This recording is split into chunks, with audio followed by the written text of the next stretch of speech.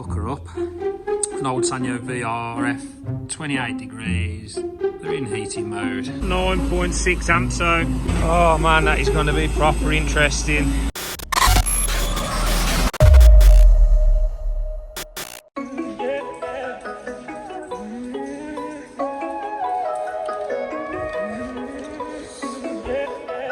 Right then,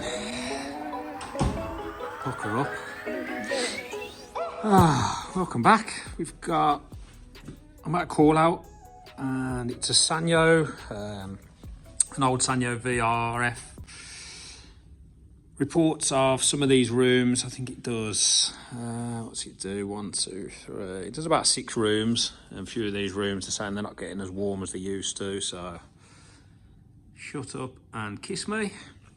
Anyway, yeah, as you can see there, look, 28 degrees, they're in heating mode. So good thing about these Sanyos, now I haven't got the service software for this for the laptop, so but you see a lot of stuff just via these sort of standard controllers. So you'll see there, look, see that spanner button and cancel. If you hold both of them down, I think for about 5 seconds, you'll see the menu change. So these are basically your thermistor readings on the indoor and on the outdoor unit. So you can see a lot of stuff on the outdoor unit. So I think number 3, that's our sort of gas temperature coming into the indoor, so 25, and then 2 be the liquid going out. 22, not really much happening there. If we go to, I think it's, oh right, I'll have to double check this, but I think this should be the compressor, the inverter compressor discharge temp, just to see what's happening with that. 4 degrees, so there's not much happening with that inverter compressor by the look of it, unless the thermistor's faulty. So 4 degrees. Let's just have a look at the fixed speed number 1. There we go, look, so OB or 0B, you've got 75 degrees, that's fixed speed number 1 discharge temp. So we know that that inverter compressor should be running, but it says the discharge temp's 4 degrees on there. So yeah, it's a good place to start. There's no, if you press the spanner, you can get out of that. Usually on the compressor fault, you have a little warning triangle pop up on here, which means automatic backup mode. So it just stops the inverter compressor running if it detects a fault. There's no warning triangle on this one. So we'll head on outside, we'll have a look at the outdoor unit.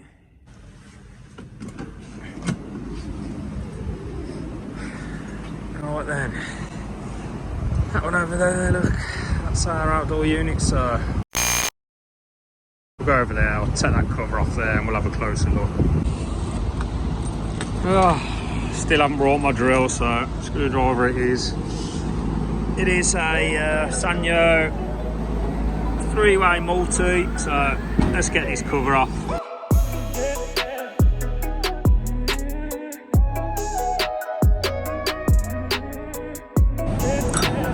Right then, just grab this clamp meter. We'll set that to amps, and then there, that's our inverter board. So we'll just put it on one of the phases, and yeah, 9.6 amps. So that's definitely drawing some current. Let's just check the other phases.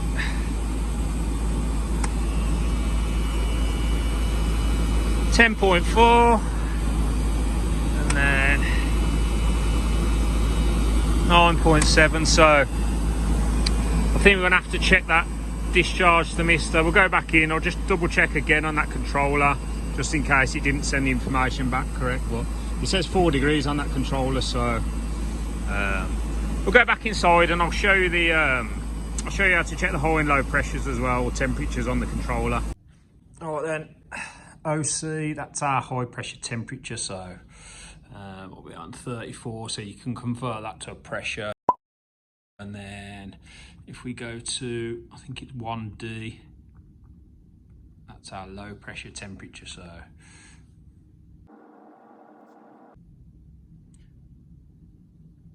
there you go, look, -21.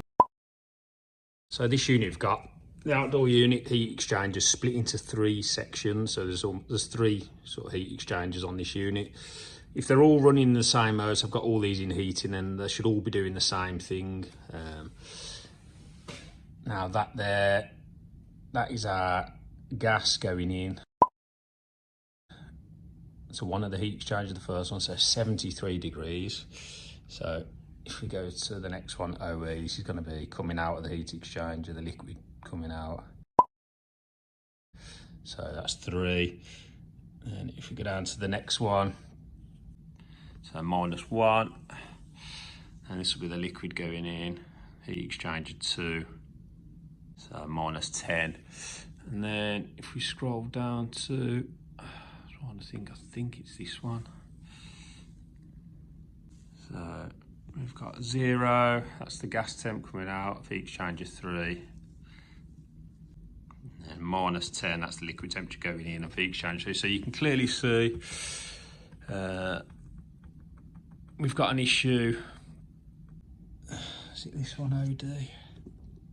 On that first heat exchanger, look, 75 degrees. So that hot gas that should be coming inside, that's getting pushed through that heat exchanger outside when it shouldn't be. So quite common on these are the 4-way valves to fail. So there'll be 3 on this if there's 3 heat exchangers. Now that one there has obviously failed because it's pushing that hot gas back around the outdoor heat exchanger instead of inside, so dragging all the temperatures down. So I'm not sure if I'm going to be able to get to this very well because there's a unit butted up right next to it, but we'll go back outside and have a quick look.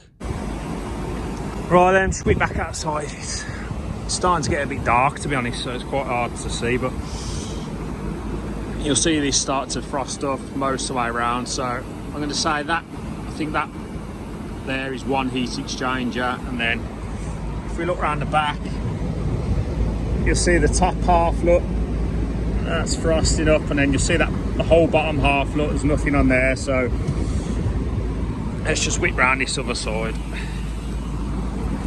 Again, look, you see the top, that's all frosting up, and then nothing on the bottom. So all that top half, that'll be one heat exchanger, and then all that sort of bottom half around this side and the back, that'll be another one.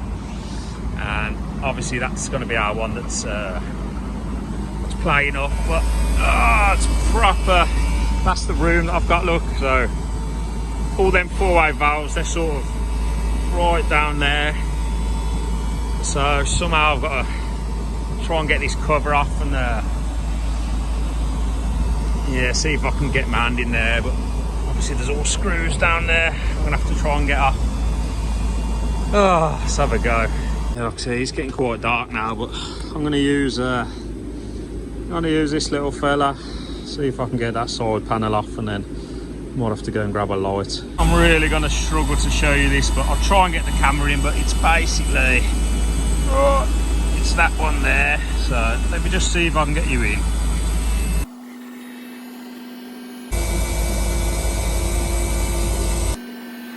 Yeah, I don't think you can see that, but definitely that reversing valve down there.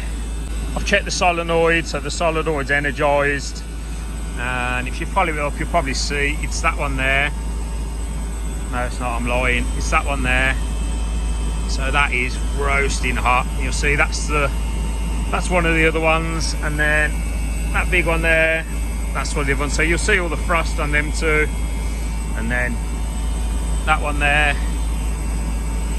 So as it goes up there, that is roasting hot. So it's going to be a new 4-way valve down there needed, but that's what I've had to do. I can't get to them screws down there, so oh man, that is going to be proper interesting. It is getting dark outside, so I'm going to set this light up. I don't know if any of you guys have seen these before, but this is I think they call these the rocket lights, and this is the M12 version. So massive shout to Milwaukee, UK, because they hooked me up with this, and this thing is absolutely ace. So from the M12 range, look, so we'll hook it up now. I'll just show you how easy it is to put this up, and then that is going to light up my outdoor unit. So see that there, look, You just squeeze them in, and then you can just pull up on this top section here.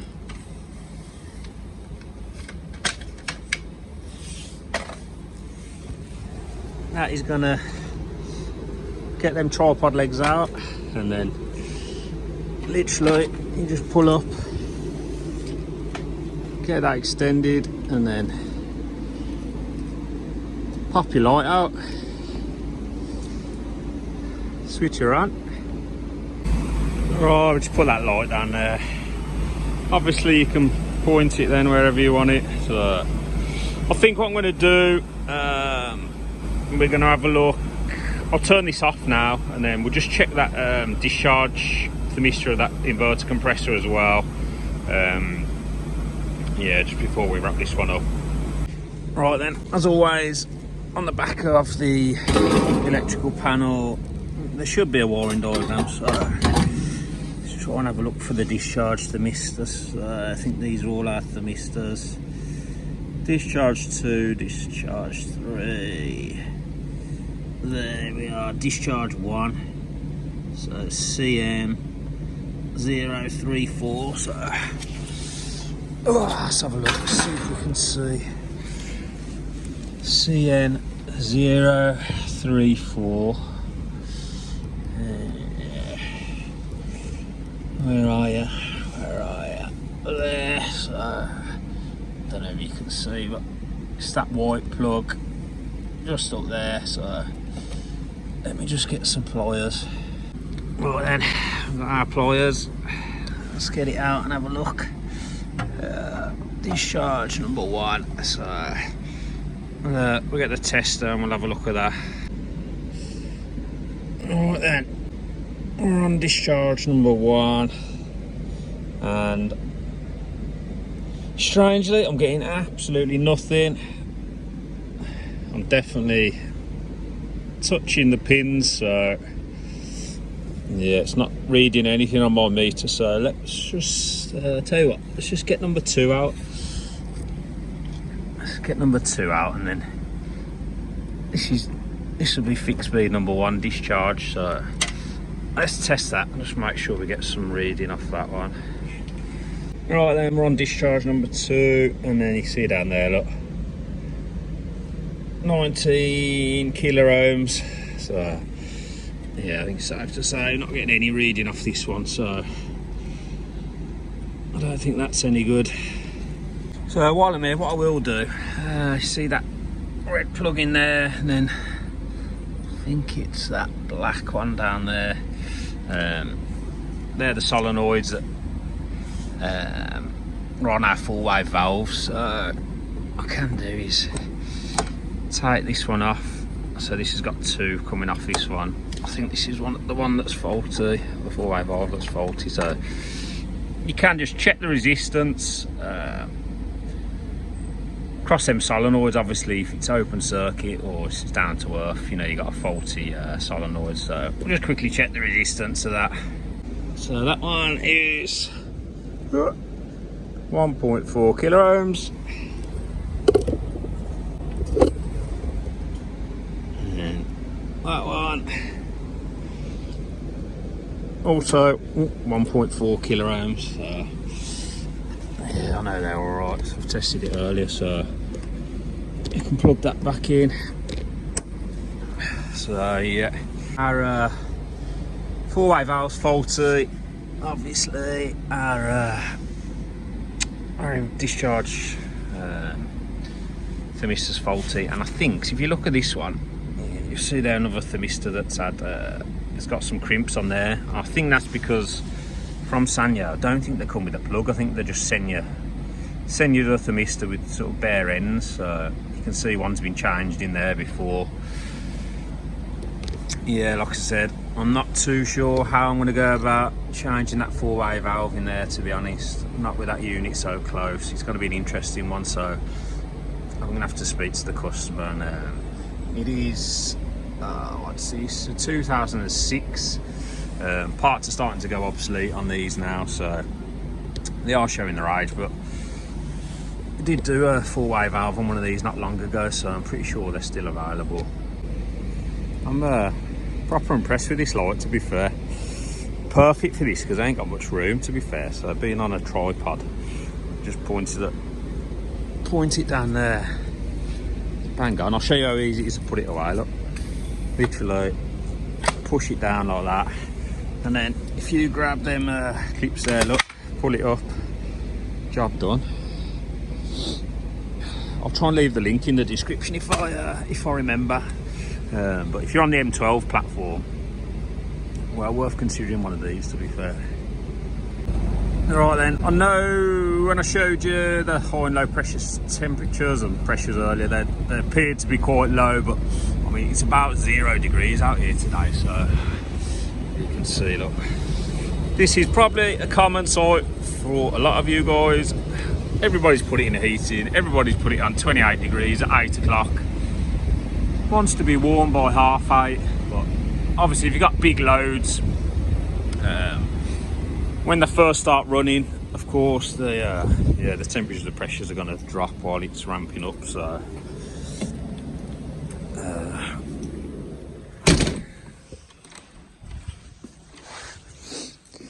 woo, it is freezing. Like I said, it's about 0 degrees outside, I think. Yeah, like I said, obviously the pressures looked a bit low earlier. It just come out of a defrost. It was just starting. It's got a massive load. Obviously one of the four-way valves are not working, so that is not helping, but the pressures came up. I've been round, visually checked everything. They're not going to be what they should be.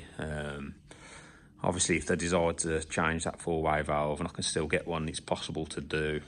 Obviously we'll do a full pressure leak test anyway, but I don't think there's any leak. I might have a look at getting a Panasonic outdoor unit to bolt onto that. I'll see what the customer wants to do. He's getting of an age, and it could be a right pain of a job, but obviously it's all up to the customer. We'll give them the option, see what they want to do. I'm going to leave that there, I think, so I'll catch you back at the truck. Oh, let me put you up there. Oh, that's that one done. I'm getting out of here. Yeah, like I said, we're going to I'll probably try and quote for a few different options. Yeah, probably going to quote for a few different options, but I'll let you know whatever happens with that one anyway. So I'll try and do a bit of video once I know what's happening. As always, massive thank you to everyone for watching, and if you would be so kind as to smash that like button if you did like the video. Obviously hit the subscribe button if you want to see some more. Yeah, just want to say a massive thank you to everyone who has hit the like and subscribe button so far, because you know, I really do appreciate it. It is going to help the channel grow. Hopefully I'll get some more videos out there for you guys. Yeah, that's about it. I'll leave links in the description for some of that Milwaukee stuff that I showed you, and take it easy. I'll catch you guys on the next one.